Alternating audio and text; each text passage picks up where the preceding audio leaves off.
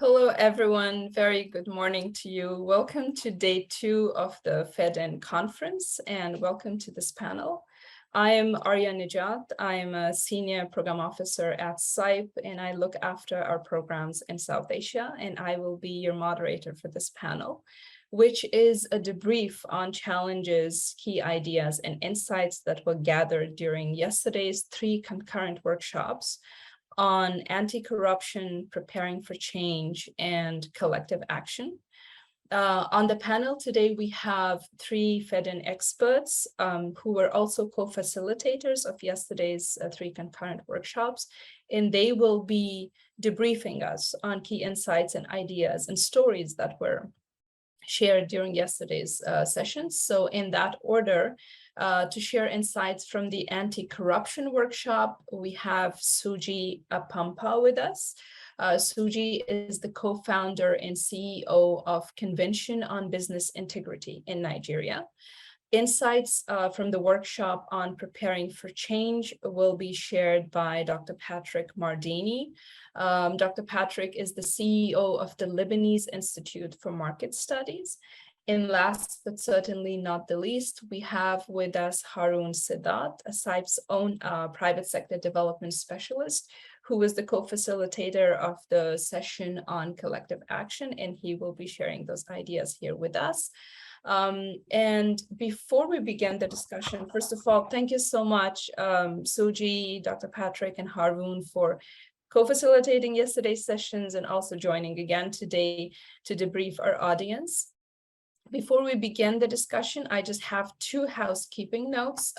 First, for the audience, so we will have a 40-minute moderated discussion, after which we will open the floor for questions from the audience. So please feel free to use the chat feature of the platform and type in your questions as the discussion proceeds, and they will magically appear here for me, hoping everything works well. And a small request from the speakers, please place yourselves on mute unless you're speaking, and please stay with us on video unless you have connectivity issues. And with that, I will begin the discussion, and the first set of questions, my goal with the first set of questions is to help give the audience some context into today's discussion. And Soji, if I may begin with you and ask you about the goals of the session on anti-corruption that you facilitated yesterday, what key insights you were hoping to gather from the discussion, and what key lessons you were hoping the participants to leave with? Over to you, Soji. Okay, thank you very much. So in the session, we were interested in how to go from ideals to implementation. What are the implementable ideas that we can gather from participants that could be replicated elsewhere, especially the initiatives that have had a level of success where they have been applied. And what we were hoping to get out of it is exactly how do you take it from one place to the other? What is that commonality? Where can it work? In what circumstances? And so on. Those were the kinds of discussions that we had yesterday. Thank you, Soji. So basically, you were looking for opportunities for adapting successful best practices in different contexts. Dr. Patrick, what about the workshop on preparing for change? What were your expectations of key insights and key lessons? Thank you. The main idea is we have seen in the past decades that the world have been moving more toward autocratic regimes, right? Around half of the population used to live under autocratic regimes. Today, we are at 70% of the world population living under autocratic regimes. So we are suffering from a backslide toward, let's say, systems that we do not desire. And the world is getting harder for people, right? I mean, we see more wars, we see higher prices, we see higher interest rates now getting across the world, which makes private initiative harder to achieve. On the other hand, autocratic regimes sometimes, many times, take advantage of the higher rent that results from the natural resources they usually sell. So we are getting stronger autocratic regimes and weaker a possibility for private initiatives. And this is a real challenge we believe that is currently facing the world. And the idea was to see what kind of opportunities may arise from those challenges, what kind of solutions, learn from people who are in very difficult situations like Ukraine, like Sudan, and see what kind of solution they came up with so that we can learn from each other's experiences. Thank you, Dr. Patrick. Haroune, what about the session on collective action? What hopes that you have were they achieved? Thank you very much for the opportunity, and also very interesting to be the last one to speak because it's a very good combination of what was said by Dr. Soji and Patrick.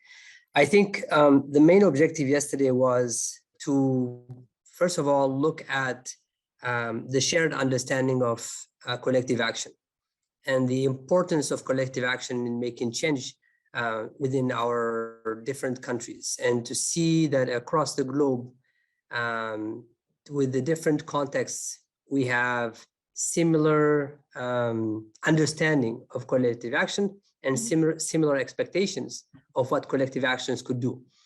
I think it was important for us when we are facilitating this workshop to really think also about what exactly could we learn from the other countries, and how does collective action manifest in the different contexts that we have around the world, in democratic settings, in transitional democracies like in the ones that we have in Africa, and in some countries that have, probably moved from democracy back to autocracies or dictatorships. And I think it was very interesting to see how people's views of collective action tend to change depending on the context, and to really take best practices, or what has worked, what hasn't worked, and how can we apply some of these things. I think that was our expectations, and I think we had some really good examples of different countries, from Albania to countries in South America, to Africa. I think we really had some really interesting things to show that we have similarities, and yet, depending on the context, so many differences.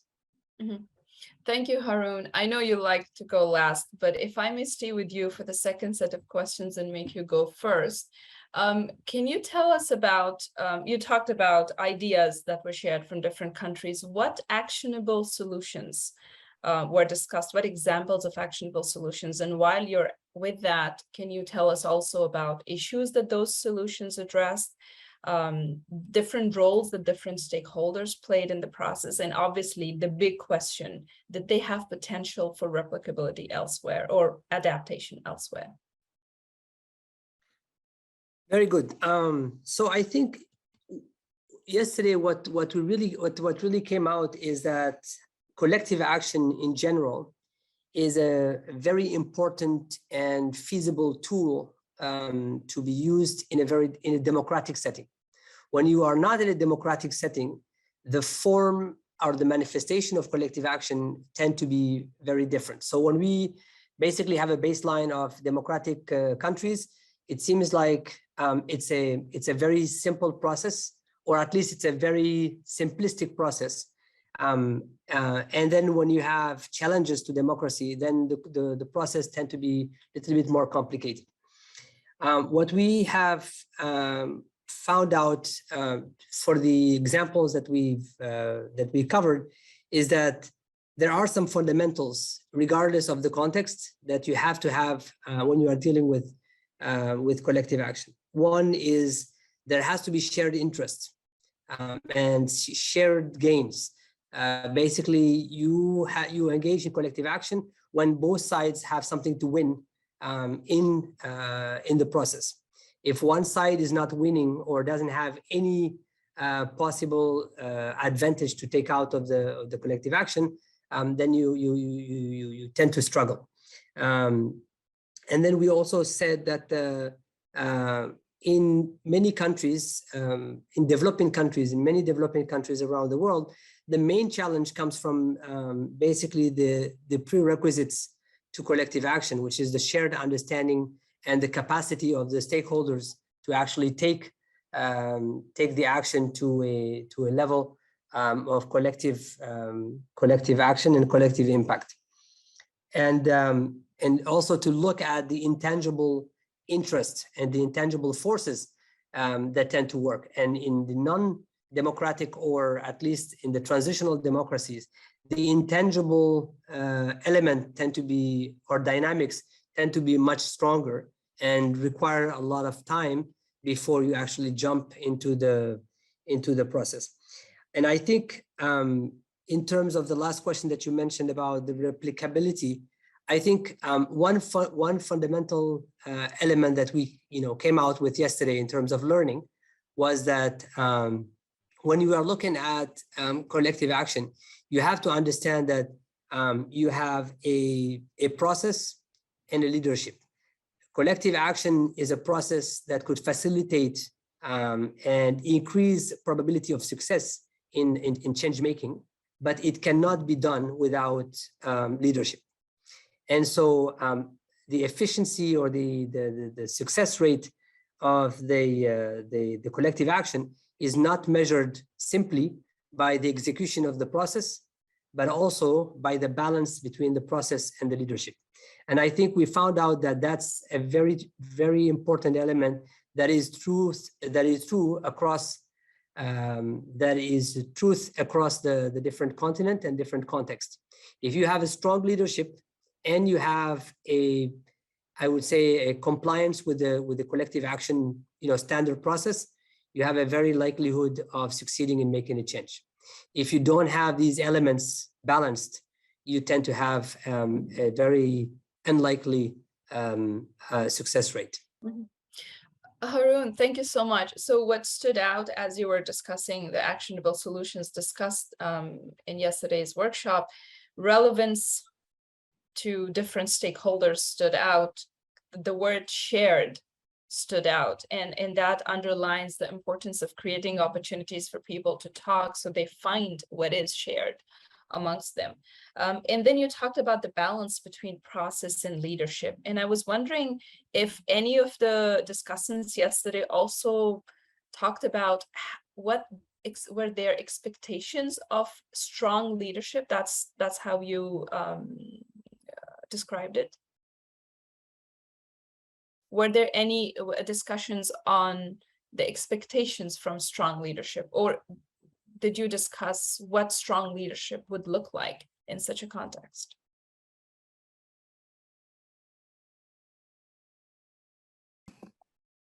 You're asking the question to the other participants, or to you? No, to you. I'm still with you, Haroune. Okay. So yes, the strong leadership for us meant it came down to the interest. How much interest. We brought this fundamental question of what do I get out of it? Mm-hmm. I think if the leadership is recognized within the country or within the ecosystem in which it operates, and it has a very high stake in the change to be made, then we tend to see a very strong leadership. If on the other hand, it's not credible within the ecosystem and it doesn't have the stake to fight this to the finish line, then we tend to have a weaker leadership, or at least weak leadership engagement. Thank you, Haroune. Okay, we're back. I sincerely apologize for the technical difficulties we're having. We were hearing from Soji telling us about the actionable solutions that were discussed in the anti-corruption workshop. So I will go back to Soji so that he finishes his thoughts on that. But we will have Soji on audio only, just so that we avoid going back into technical difficulties as it happened before. So Soji, over to you, and I sincerely apologize. Please finish your thoughts. Okay, I had mentioned about some of the challenges, And I think I was just concluding on the need to reduce corruption risk. And I had mentioned some of the approaches that people talked about, some driven by private sector only, some by private sector and public sector. And I was talking about the need for an accountability mechanism or some kind of consequence management framework, without which it's going to be very difficult to get any of it to result in change. So that is the most important ingredient on the ground. But the group then agreed then that is going to require political will. And how do you get the political will? And yes, we know that it can come from aligning your anti-corruption drive with something that the government wants to achieve, but that's not always possible. Sometimes you've got to make them a mafia offer. What do I mean by a mafia offer? It's the kind of offer that they cannot refuse. They see that the forces that are arrayed in support of what you're pushing are so powerful and global that they decide that actually we've got to engage with this. And very often it helps to unlock the political will. So private sector and civil society coming together in good enough numbers. So a concrete example is from the maritime sector, where the Maritime Anti-Corruption Network represents like 75% of all the containerized goods that are being moved by sea. That is a big lobby that any government would have to listen to. So making them a good offer, and also they were ready to finance the changes that they were asking for. But I will leave it as that. But we were able to see concrete opportunities for change through that. Thank you so much, Soji. On the political will, I know this is a topic of a popular topic of discussion whenever civil society, private sector, just agents of change hit a deadlock. It usually gets phrased as, oh, there's lack of political will, and then there is this argument that political will is nothing beyond kind of understanding the incentive mechanisms that there are and working through those in an inclusive way. As much as you may not want to do that, you phrase it as offering, making a mafia offer. I would rephrase it as understanding incentive mechanisms that there are in that particular context and then working with that. Wonderful. So although we were having difficulties, technical difficulties, the magic of questions is working. So we have started receiving audience questions, but before I go to those, I have just one last question on which I would like all panelists to reflect, and that's about assumptions. As solutions were being discussed, and with the assumptions question, Dr. Patrick, if I can begin with you, I want to give everybody a chance to go first and go last during this session. So if I may begin with you, what assumptions were discussed? What examples of assumptions that were validated were discussed, and which assumptions were challenged in the session that you led on preparing for change? Right. So the assumptions that were validated, I would say, were mainly that we need to build a positive attitude toward the business community. And the result of this positive attitude toward the business community have been seen in Ukraine now, when they were subject to this massive war, right? The business community was able, well, actually, I mean, people related to the business community, and in order to obtain solutions. The chambers also have a role to play, to convene initiatives, to bring business community and stakeholders together, to push against misinformation. So those were the assumptions validated. Now, interesting assumptions were actually challenged. For example, we all agree that we need less government involvement in the economy, more private initiative, right? But then the real debate is, well, if you privatize and you have a lot of corruption, then you know, I mean, those assets may end up in the wrong hand, in the hands of the people who are actually connected to the government, not to the people who can manage them in the best way. And And here, I think the idea of competition would arise, right? Hi again, everyone. So we're back. I apologize again. It looks like we're having some weather-related technical difficulties, and that's causing the disruptions in the flow. But hopefully we can take it back from where we were. We were discussing assumptions. And we were hearing Patrick's thoughts on assumptions from the session on preparing for change. Patrick, over to you, and I apologize again, please. No problem. So should I start over or I continue from where I thought? I think you can continue your thoughts.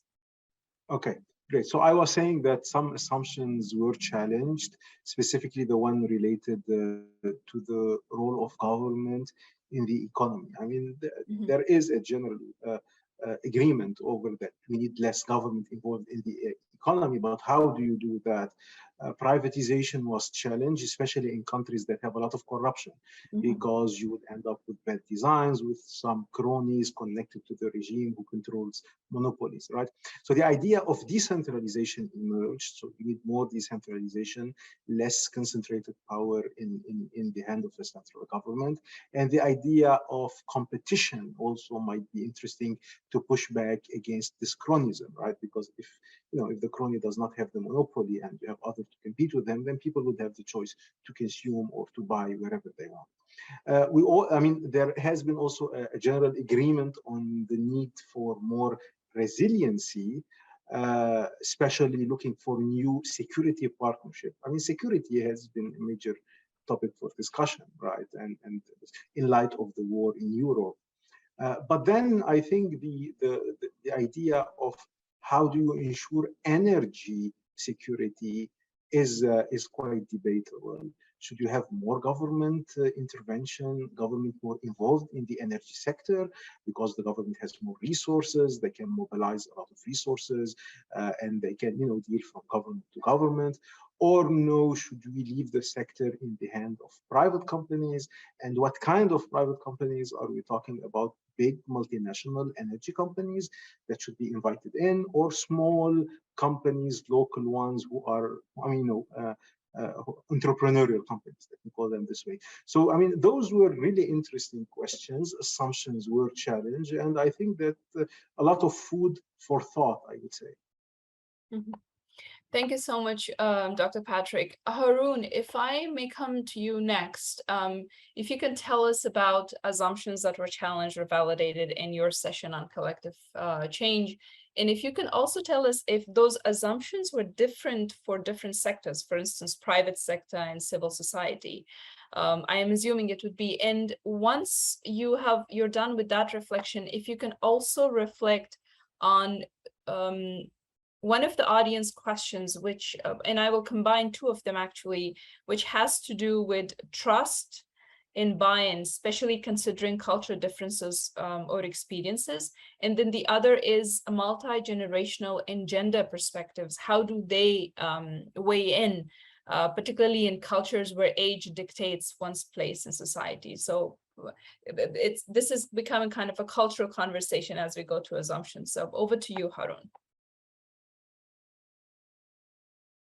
Okay, thank you very much. I think in listening to Patrick, I think some of the ideas and some of the discussions kind of turn into very similar kind of challenging on the role of the state, and then the relationship between the citizens, civil society, and